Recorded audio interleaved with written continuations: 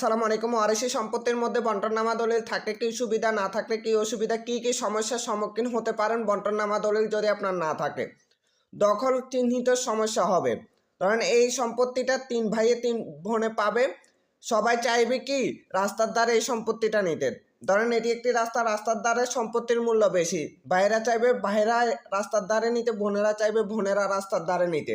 এই দখল সমস্যাটা যখন বন্টননামা দলিল করবেন এটি সমাধান হয়ে যাবে। যখন বন্টননামা দলিল করবেন তখন এই সমস্যাটা সমাধান হয়ে যাবে। ব্যাংক লোন পেতে সমস্যা হবে যদি বন্টননামা দলিল না করেন। বিক্রয় করতেও সমস্যা হবে। ওয়ারিশি সম্পত্তি বিক্রয় করতে বন্টননামা দলিল যদি না থাকে তাহলে সমস্যার সম্মুখীন হবেন এবং কি আপনাদের ভাই বোনের সম্পর্কটা নষ্ট হয়ে যাবে যদি বন্টননামা দলিল না থাকে।